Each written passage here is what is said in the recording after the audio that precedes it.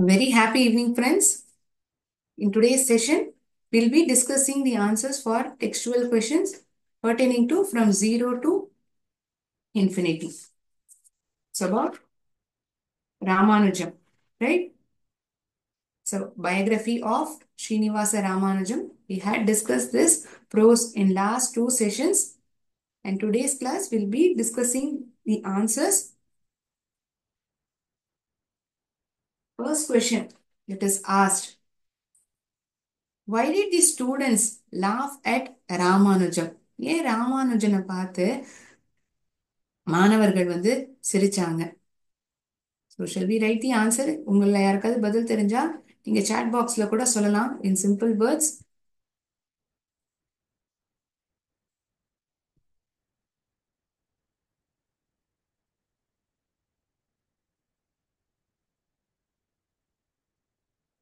ஏ பிரிவில் இருக்கக்கூடிய கேள்விகளுக்கு பதில் பார்க்க போறோம்.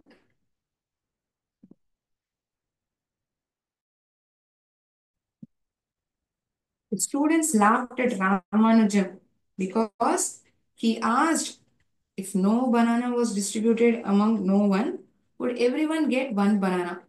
யாருக்குமே வாழைப்பழத்தை கொடுக்கப்படல, டிஸ்ட்ரிபியூட் பண்ணப்படலைன்னா அவங்களுக்குமே ஒவ்வொரு வாழைப்பழம் கிடைக்குமா அப்படிங்கறதுதான் கேள்வியா இருந்தது. ஸோ அதுக்குதான் மாணவர்கள் சிரிக்கிறாங்க. That is the reason students are லாஃபிங் at Ramanujan's question. Ramanujam asked if no banana was distributed among no one, would everyone get one banana at that moment as well? அப்போவுமே ஒருத்தருக்குமே ஒரு ஒரு வாழைப்பழம் கிடைக்குமாங்கிறது தான் அவருடைய கேள்வியா இருந்தது. அதனாலதான் அந்த கிளாஸ்ல இருந்த மாணவர்கள் எல்லாமே இவரை பார்த்து சிரிக்கிறாங்க. ஸ்டூடெண்ட்ஸ்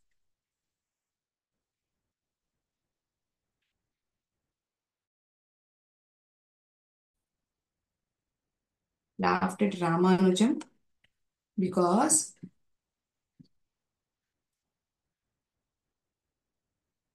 he asked, ஏன்னா அவர் கேட்கிற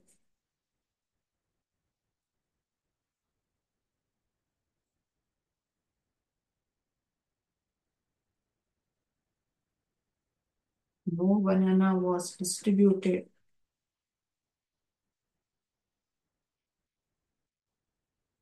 among no one.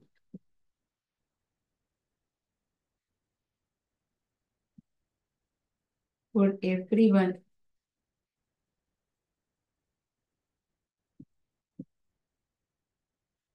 ஒருத்தருக்குமே ஒரு ஒரு வாழைப்பழம் கிடைக்குமா அப்படிங்கறதான் கேள்வியா இருந்தது. அதுதான் எல்லாரும் சிரிக்கிறாங்க. Why did the teacher compliment Ramanujan? ஏன் ராமானுஜன் கேட்ட கேள்விக்கு ஆசிரியர் வாழ்த்து தெரிவிக்கிறாங்க. Why did the teacher compliment Ramanujam?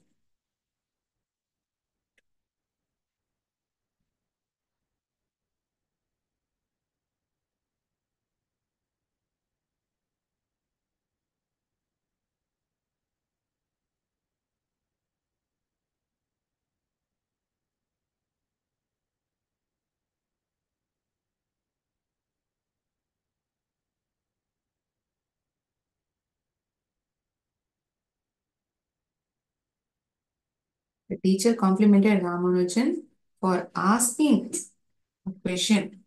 இந்த மாதிரி ஒரு கேள்வி நூற்றாண்டுகள் ஆயிருக்கு. For asking a question that took centuries. நூற்றாண்டுகள் எடுத்துருக்கு. That took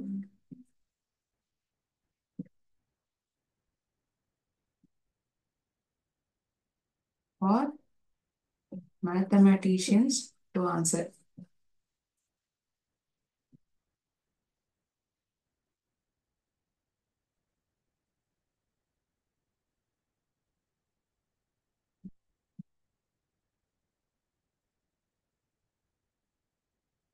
எத்தனையோ மேத்தமெட்டிஷியன்ஸ் நிறைய நூற்றாண்டுகள் ஆயிருக்கு இதுக்கான பதில் கிடைக்கிறதுக்கு.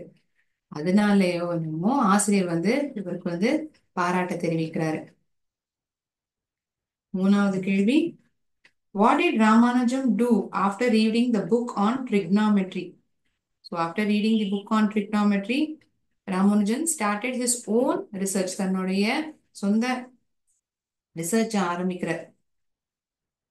He came forth with many mathematical formulas, theorems, and which were not given on the which were not given in the book. He formulated many formulas and theorems. நிறைய ஃபார்முலாக்களும் தியரங்களும் புக்ல கொடுக்கப்படாததெல்லாம் இவர் வந்து எழுதுற தன்னுடைய சொந்த ஆராய்ச்சி வந்து அவர் பண்ற. எப்போ ஆஃப்டர் ரீடிங்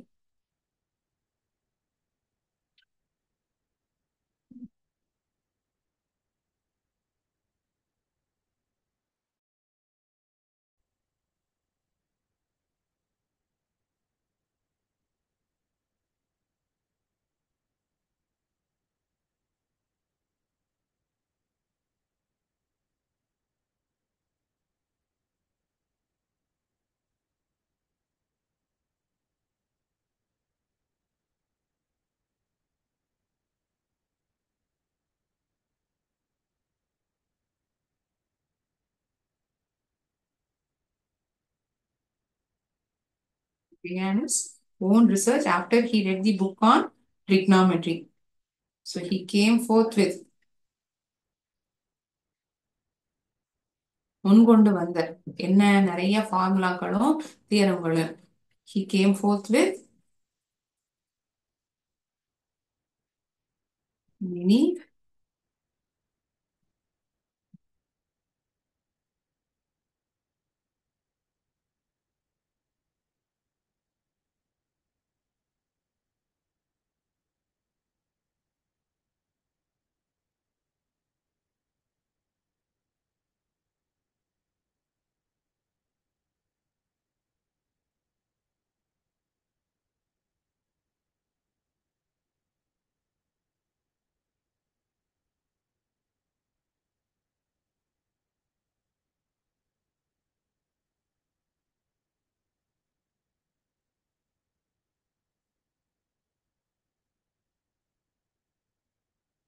புத்தகத்துல கொடுக்கப்படாத நிறைய ஃபார்முலாக்களையும் தியரங்களையும் அவர் எழுதுறார். ஸோ அதெல்லாம் எப்போ நடக்குது? இந்த ட்ரிக்னாமெட்ரி புத்தகத்தை படிச்சதுக்கு அப்புறம் after reading the book on trigonometry, Ramanujan began his own research.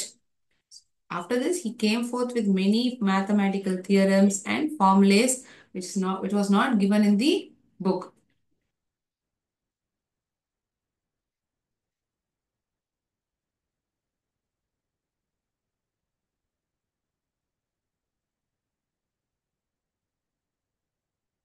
நாலாவது கேள்வி, what disappointed Ramanujan's father?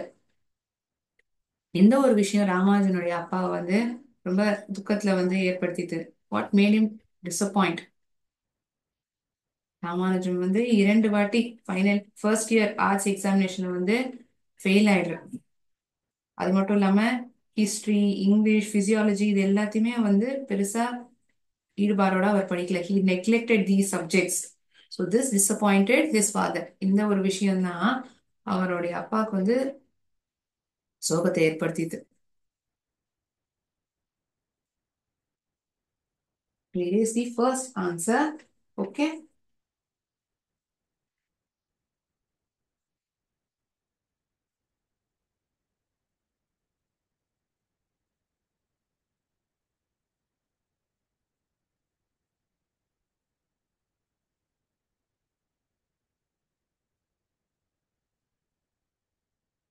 Here is the answer for fourth question now. What disappointed Ramanujan's father?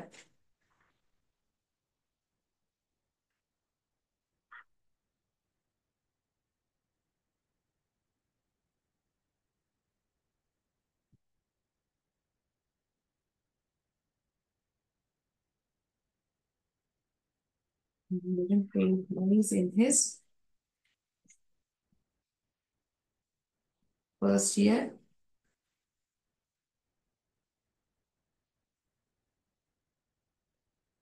முதலாம் ஆண்டு ஆர்ட்ஸ் எக்ஸாமினேஷன் போது இவர் வந்து fail ஆயிடுறார். He failed twice in his first year arts examination.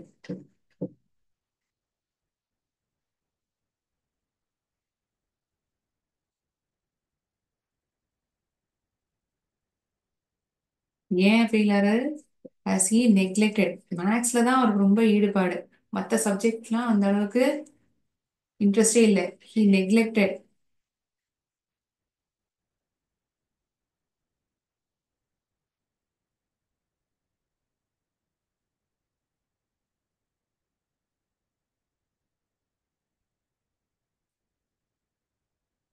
One moment.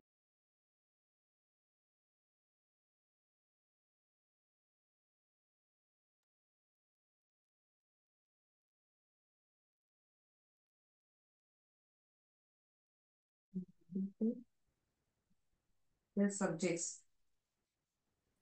such as English, first to begin with history, English, and physiology.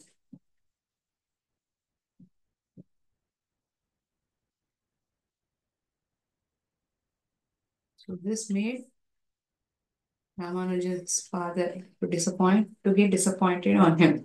So this disappointed his father.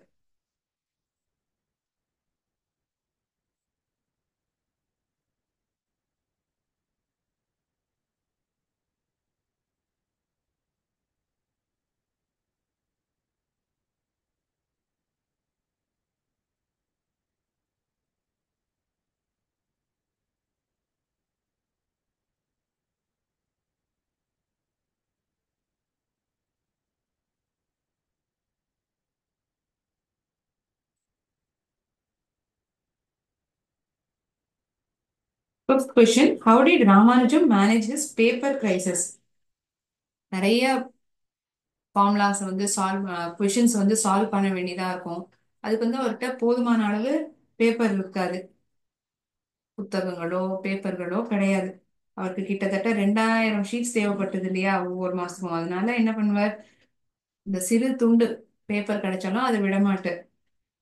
He used to write the scraps of paper which he found lying on the streets. தெருவில் இருக்கக்கூடிய இந்த சிறு துண்டு பேப்பர்களை கூட அவர் விட மாட்டார். சில நேரங்கள்ல இந்த சிவப்பு இங்க்ல நீல இங்க்ல எழுதின விஷயத்துல அது மேலேயே ரெட் இங்காலையும் ஆன்சர்ஸ் எழுதுவாராம். So that it gets over written and this answer gets highlighted. இந்த பதில் வந்து சரியா தெரியும், இது மேல எழுதுவாராம். நீல பேனா மேல எழுதின விஷயத்த சிவப்பு பேனாத்தினால எழுதுவாராம்.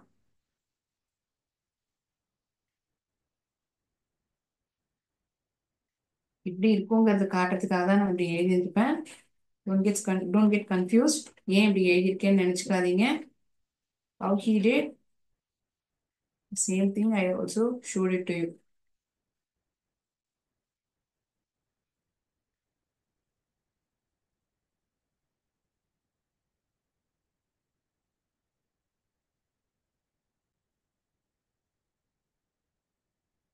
சொன்னதை வந்து ஆன்சரா எழுதி காட்டுறேன் போர்ட்ல.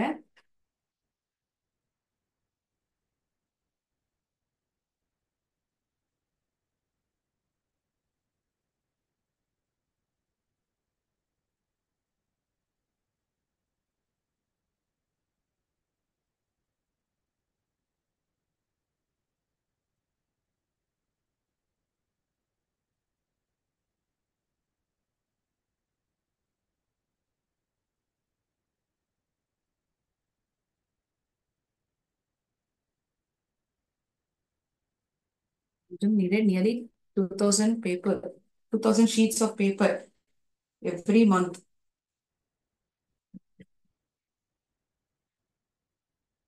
Started using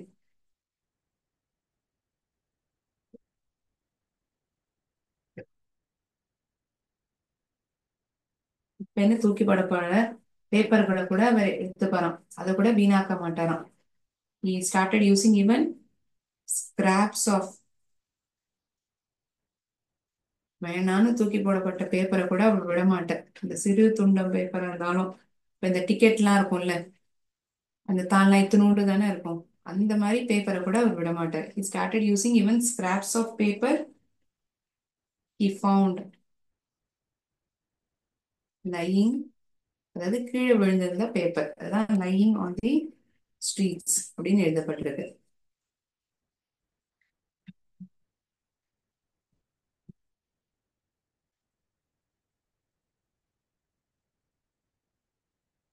சில நேரங்கள்ல ரெட் பென்னை கூட use பண்ணுவாராம்.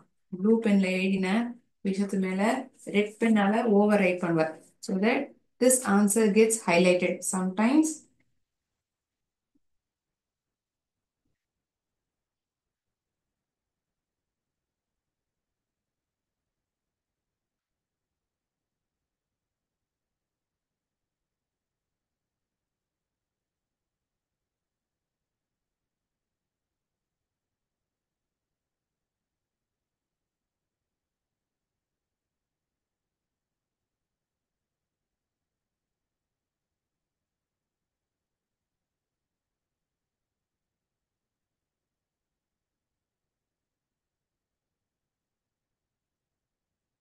What was written in blue ink?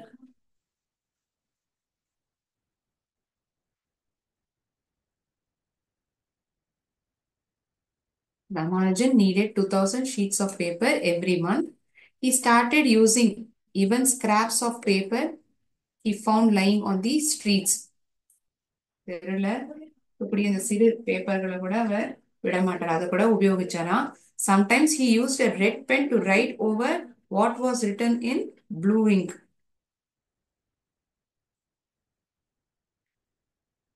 Why were Ramanujan's application for jobs rejected? இதுதான் ஆறாவது கேள்வியா இருக்கு.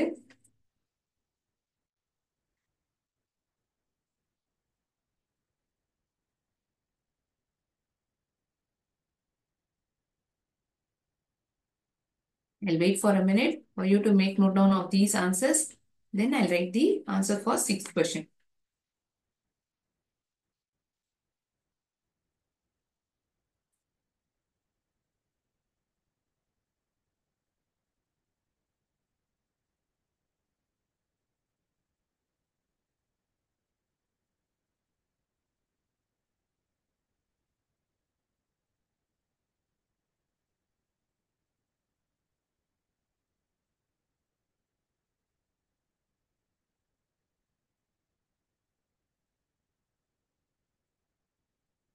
Shall I erase the answer?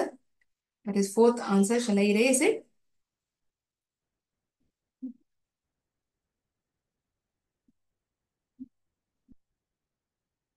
Okay. I'll erase the fourth answer. நாலாவது கேள்விக்கான பதிலை நான் அழிச்சுக்கிறேன்.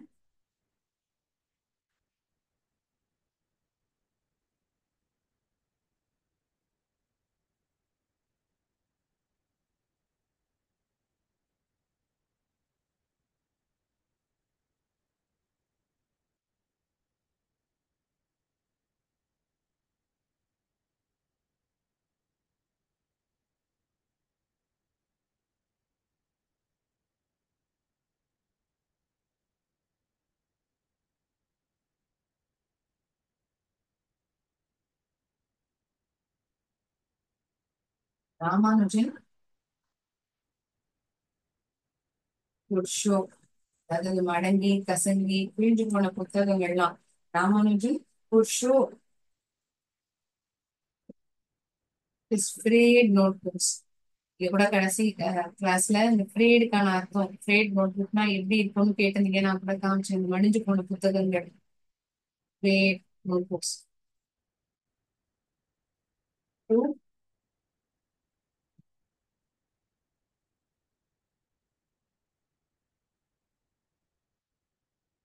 Used to show his frayed notebooks to every officer,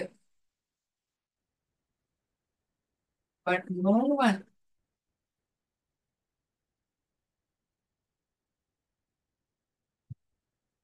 could understand. யாராலையும் புரிஞ்சுக்கவே முடியாது.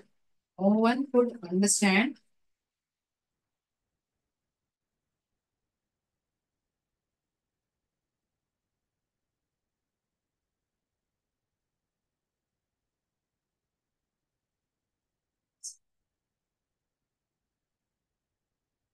Maybe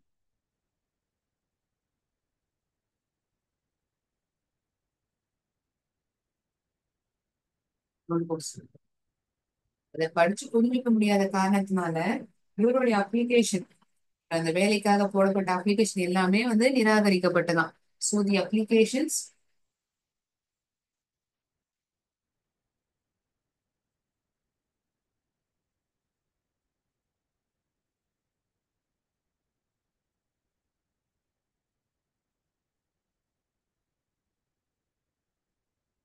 வேர் ரிஜெக்டட். இந்த காரணத்தினால்தான் இவர் போட்ட அப்ளிகேஷன் எல்லாமே நிராகரிக்கப்பட்டது. ஏன்னா அவர் என்ன எழுதியிருக்காருங்கிறது அவரை தவிர வேற யாராலையும் புரிஞ்சுக்க முடியல. இந்த ஒரு காரணத்தினால அவருடைய அப்ளிகேஷன் வந்து அக்செப்ட் ஆகல. It was rejected. Why was Ramanujan sent back to India? ஏன் வந்து இந்தியாவுக்கு மறுபடியும் அவர் அனுப்பப்பட்டார்? டியூபர்குலோசிஸ்ங்கிற ஒரு கடும் நோய் வந்து அவரை தாக்குறது.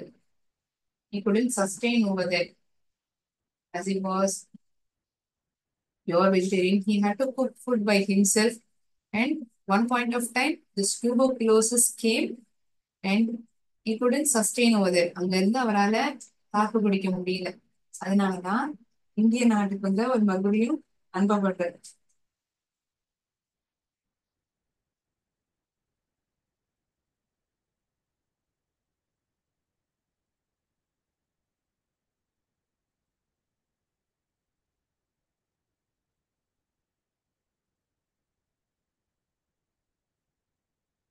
நபருடைய பேர் எழுதுறதுனால கேபிட்டல் லெட்டர்ல எழுதணும். அதை ஞாபகம் வச்சுக்கணும் எப்போதுமே. Proper noun we write in capital letters. Ramanujan continued his research work.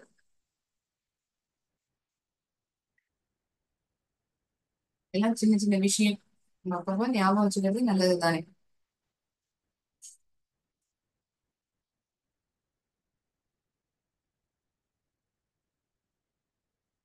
tuberculosis was then an incurable, அதாவது குணப்படுத்த முடியாம இருந்த ஒரு வியாதி. An incurable disease was pouring him.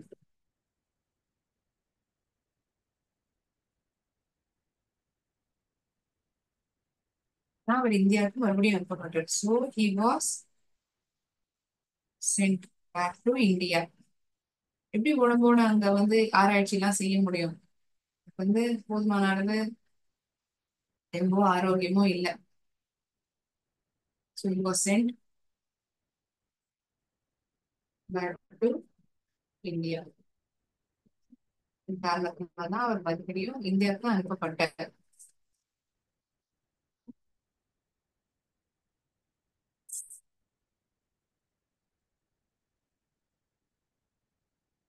வியாதி வந்து இவரை விழுங்கிட்டு இருந்ததுதான்.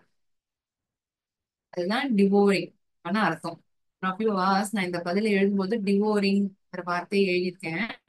அதுக்கான அர்த்தம் என்ன மேம் தமிழ்ல அப்படின்னு கேட்டிருக்கீங்க. அதுக்கான அர்த்தம், அந்த வியாதி வந்து இவரை வந்து கடுமையா தாக்கி இருக்கு. அது மட்டும் இல்லாம அவருக்கு வந்து விழுங்குது. It is at that point of time it was incurable. It was consuming him, destructively consuming. பெரும் சேதத்தை ஏற்படுத்துது. என்ன மாதிரி சேதம்? அவருடைய உடல் நிலைமையே ரொம்ப சுமாராயிடுது இல்லையா? இந்த காரணத்தினால தானே அவங்க மறுபடியும் இவரை இந்தியாவுக்கு அனுப்புறாங்க. Otherwise he wouldn't have come back to India. So these are the answers for the questions asked in subdivision A. Answer the following questions in a sentence or two. There are two questions which is asked as paragraph questions. Paragraph அளவுல எழுதக்கூடிய பதில் எழுதக்கூடிய இரண்டு கேள்விகள் கொடுக்கப்பட்டிருக்கு. இந்த ரெண்டு கேள்விகளுக்கான பதில நான் அடுத்த செஷன்ல உங்களுக்கு நான் காமிக்கிறேன். Thought of teaching you connectors in today's session, sort of introducing this grammatical concept connectors. Okay. ஏன்னா இந்த லாங் ஆன்சர் கொஸ்டின்ஸ் வந்து கொஞ்சம் நேரம் எடுத்துக்கும். For that, sort of introducing this grammar topic connectors.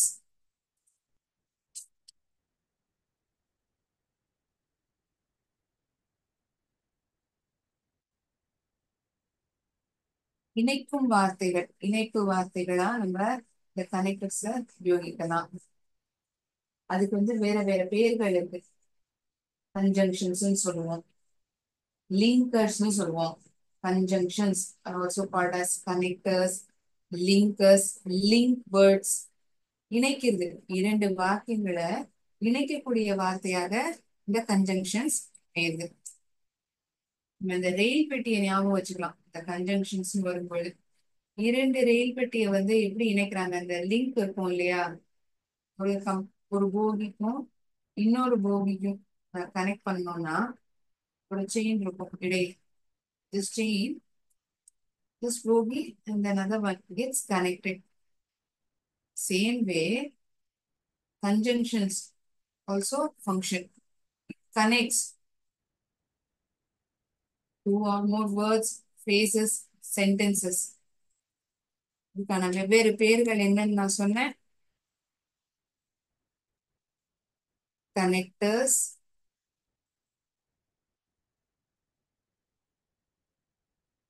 linkers, we can also call it as link words. தானே வேற வேற பெயர்களோட தான், அர்த்தம் ஒண்ணுதான், ஆனா கூட்டப்படுற பெயர்கள் வந்து வேற. கனெக்டர்ஸ், லிங்கர்ஸ், லிங்க் வேர்ட்ஸ், இதெல்லாம் இதுக்கான வெவ்வேறு பேர். CONNECTORS. Mistakenly I wrote it as CONNECTORS.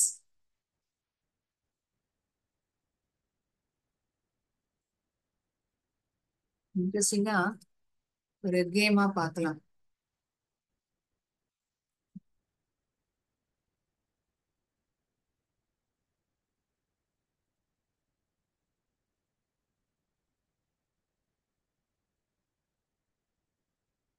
கன்ஜங்ஷன்ஸ்லயே 3 types இருக்கு.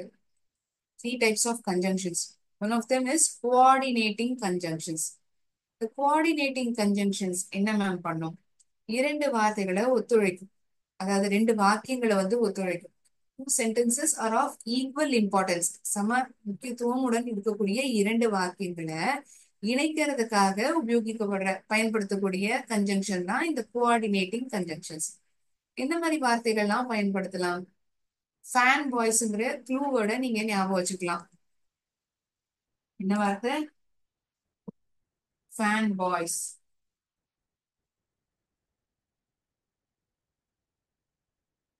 For and not, but, or, yet. So, coordinating conjunctions.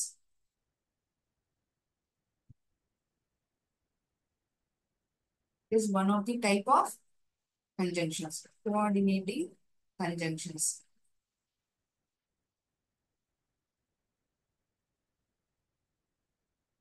Simple meanings சொன்னோம்னா, it joins two sentences of equal importance.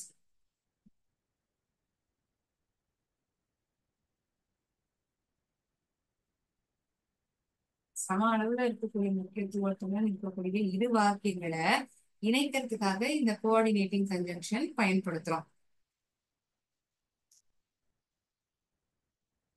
I like cricket. எனக்கு கிரிக்கெட்னா பிடிக்கும். ஒரு விளையாட்டு தான் பிடிக்குமா? நான் இன்னொன்னு சொல்றேன். ஐ லைக் டென்னிஸ். இப்ப இது ரெண்டு சென்டென்ஸா இருக்கு, இரண்டு வாக்கியங்கள், two sentences. So what am I trying to do? I'm trying to tell it in one sentence. நான் ஒரே வாக்கியமா சொல்ல விருப்பப்படுறேன். அப்ப என்ன பண்ணலாம்? இரண்டு வாக்கியங்கள், அதுவும் சம அளவுல இருக்கக்கூடிய முக்கியத்துவம், ஈக்குவல் இம்பார்ட்டன்ஸ். ஐ லைக் கிரிக்கெட், ஐ லைக் டென்னிஸ், ரெண்டுமே எனக்கு பிடிக்கும். இதை வந்து ஒரே வாக்கியமா நான் மாத்துறேன். அதை நான் என்ன பண்ணா, இடையில ஒரு வார்த்தையை நான் பயன்படுத்தி ஒரே வாக்கியமா என்னால எழுத முடியும். எப்படி எழுத முடியும்? ஐ லைக்ங்கிற வார்த்தைகளை ஒரு தடவை எழுதி, கிரிக்கெட் அண்ட் அண்ட்ங்கிற வார்த்தைய இடையில நான் பயன்படுத்துறேன். I like cricket and I like tennis. ஏன் அப்படி எழுதணும்? ஐ லைக்குங்கிறது பொதுவான ஒரு விஷயம். எனக்கு பிடிக்கும். என்ன பிடிக்கும்? எனக்கு கிரிக்கெட் மற்றும் டென்னிஸ் பிடிக்கும். ரெண்டு விஷயங்கள் பிடிச்சிருக்கு. This is common in these two sentences. So how can I write it in one simple sentence? By just using this conjunction in between these two games and making it as one simple sentence. Two sentences of equal importance are getting joined. இரண்டும் இணைக்கப்படுது. எப்படி இணைக்கப்படுது? இந்த கன்ஜங்ஷனான and பயன்படுத்துறதுனால அது இணைக்கப்படுது.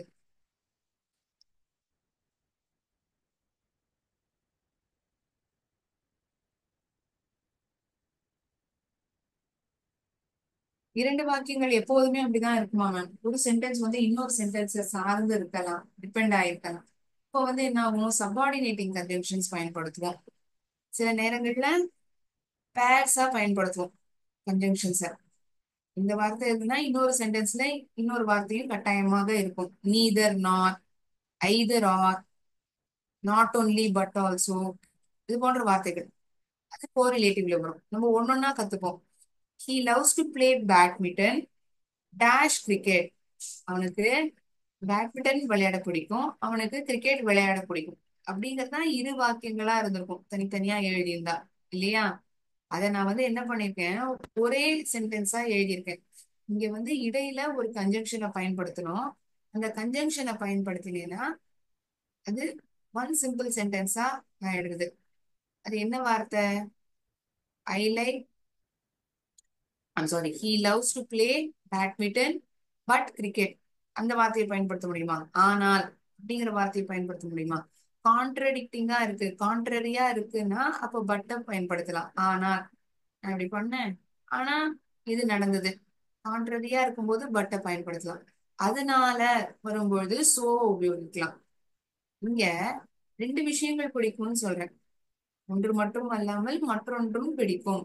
இந்த காரணத்தினால ஆண்ட்ங்கிற வார்த்தையை இங்க கன்ஜங்ஷனா உபயோகிக்கிறேன்.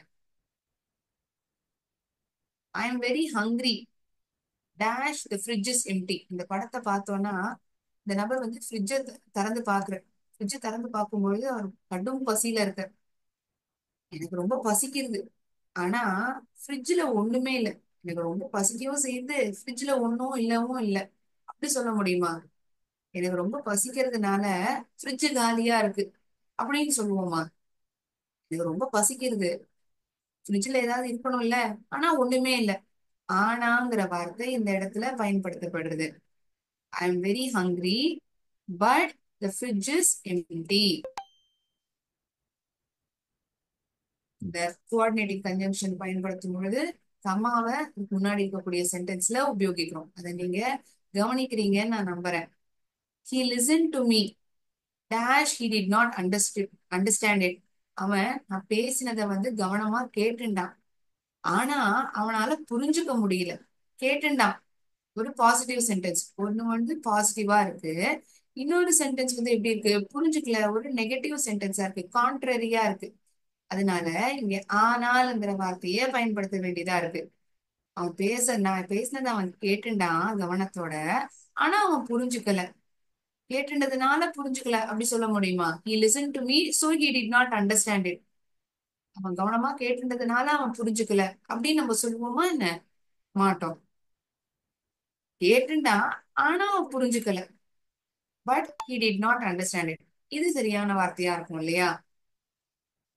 the sun was already shining dash it was middle of summer.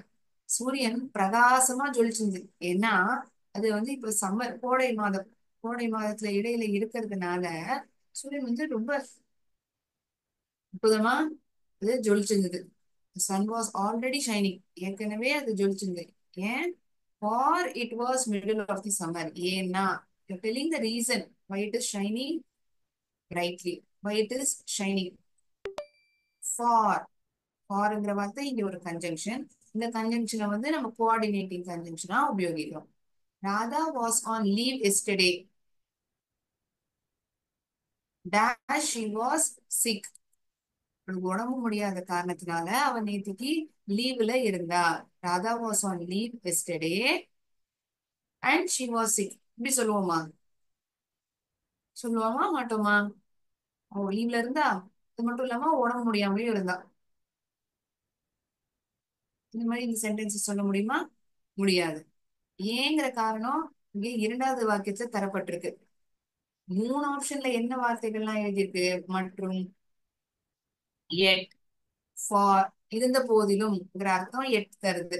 For ஏன்னா என்ன காரணம் அப்படிங்கிற வார்த்தைய இங்க ஃபார் இருக்கு.